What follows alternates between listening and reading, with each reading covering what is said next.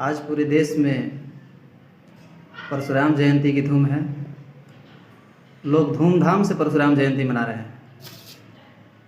इसी बीच हमारे सामने पूज्य आचार्य कथावाचक श्री शंभू जी महाराज हैं, तो हम इनसे जानते हैं कि परशुराम जयंती के बारे में इनका क्या विचार है। आप सभी देशवासियों को, प्रभु प्रेमियों को सादर जय श्रीमन्नारायण।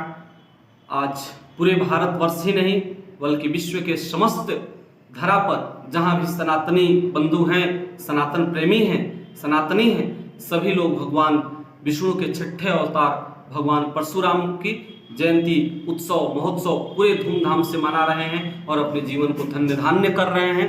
इसी कड़ी में आज हम लोग भी अपने यहाँ पूरे परशुराम भगवान की वैदिक विधान से, वैदिक व्यवस्थाओं से हमने पूजा अर्चन किया और भगवान परशुराम के संदेश को भी हमने भक्तजनों के बीच में कथा के माध्यम से पिछले सत्र में हमने उसको किया।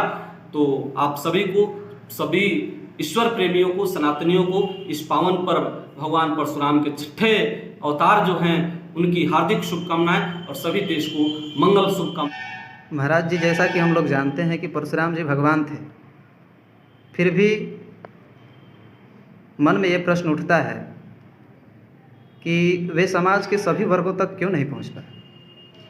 नहीं, बहुत अच्छा आपकी प्रश्न है और इस तरह के प्रश्न होने चाहिए, तभी तो भगवान पहुंचेंगे। सबसे बड़ी चीज है कि जिज्ञासाएं बहुत बड़ी चीज है।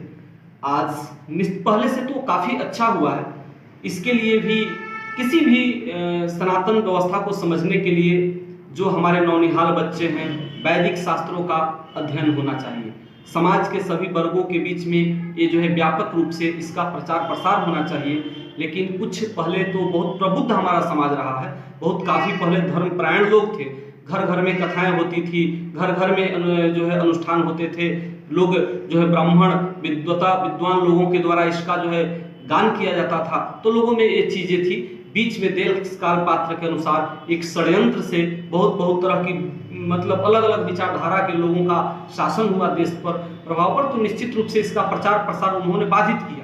बहुत सारी चीज़ों पर अब तो बच्चों को जो है नहीं पढ़ाया जाता है। अरे भगवान परशुराम तो जो है इनका कार्य क्षेत्र बहुत सीमित रहा है, फिर भी जो राम कृष्ण रहे हैं इनकी भी चीज़ को जो है पाठ्यक्रम से हटा दिया गया है। तो फिर लोग कैसे समझ पाएंगे। और बीच में कई प्रकार के कलियुग है, तो नाना प्रकार के जो है धर्म लेकर के लोग अपना चल रहे हैं, जिसका कोई मतलब नहीं है। नाना प्रकार का पंथ मजहब अपनी स्वतंत्रता के लिए, अपनी आज़ादी के लिए लोग बना लिए हैं, तो उसको लेकर के चल रहे हैं। तो उसमें जो है अपना प्रचार प्रसार में लगे हैं, वैदिक चीज़ों से करते जा रहे हैं। तो इसका प्रचार थोड़ा कम हुआ है, परंतु अब जनमानस जाग रहा है, हिंदुत्व जाग रहा है। लोग अपने मूल सनातन परंपरा को समझ रहे हैं और धीरे धीरे अब भगवान के सभी अवतारों का वर्णन, अब कथाएं हो रही है, लोग उसको अनुसरण कर रहे हैं। ये आपके डिजिटल माध्यम से, अलग अलग तकनीक के माध्यम से लोग उसको समझ रहे हैं। तो अब जागरूकता फैला है। अब काफ़ी जगहों पर जो है सभी वैदिक चीज़ों का जो है पूरा उसका जो है स्वीकार किया जा रहा है और उसका लाभ लोग ले रहे हैं। महाराज जी, जैसा कि हम लोग जानते हैं कि ब्राह्मणों पर हमेशा भेदभाव का आरोप लग रहा है, तो इस पक्ष में आपका क्या विचार है। नहीं, ये तो दुर्भाग्य है, ये राजनीतिक दुराग्रह है और ये राजनीतिक प्रेरित जो है, राजनीति से प्रेरित ये सारे विषय हैं। ब्राह्मण कभी भेदभाव नहीं किए हैं और ब्राह्मण जो है एक निश्चित रूप से त्याग का जो है, कभी आपने ब्राह्मण राजा की बात सुना? कभी समाज में कोई ब्राह्मण राजा हुआ? कभी ब्राह्मण खुद के लिए सोचा, कभी जिया?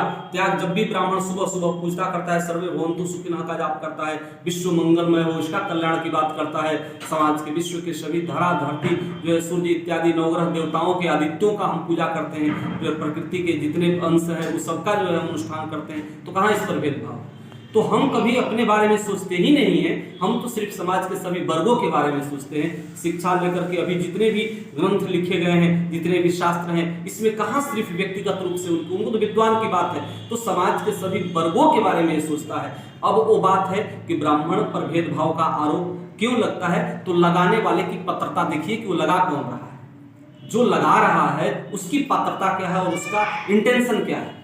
और वो किस उद्देश्य से लगा रहा है, किस परिप्रेक्ष्य से राजनीतिक लाभ के लिए लगा रहा है, किस लिए लगा रहा है। क्योंकि ब्राह्मण जो है समाज में जो है जागरूकता फैलाने का काम करते हैं, तो निश्चित रूप से इनको निशाना बनाइएगा, लोगों से इनको काटिएगा, तो फिर वो जो है अलग अलग परंपरा अपने विचारधारा को थोपेंगे, समाज में कोई बताने वाला नहीं रह जाएगा, ये सब चीज जो है ज्ञान फैलाने वाला कोई नहीं रहेगा, तो उनका जो है प्रभाव ज्यादा होगा।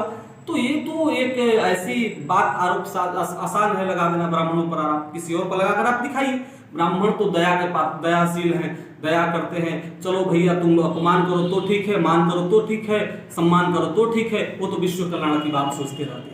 इसीलिए जो लोग निश्चित रूप से समाज में लगे हैं और जो व्यवस्था वैदिक चीजों को फैलाते हैं उन पर आरोप लगते हैं, ये कोई नई बात नहीं है। इससे जो है निश्चित रूप से, लेकिन वो जो है ब्राह्मण कभी भेदभाव नहीं फैलाते, वो समाज के सभी लोगों का कल्याण की कामना करते हैं, यही शाश्वत सत्य है। जी महाराज जी, आपका बहुत बहुत धन्यवाद, जी। आपने हमारे साथ समय दिया। जी।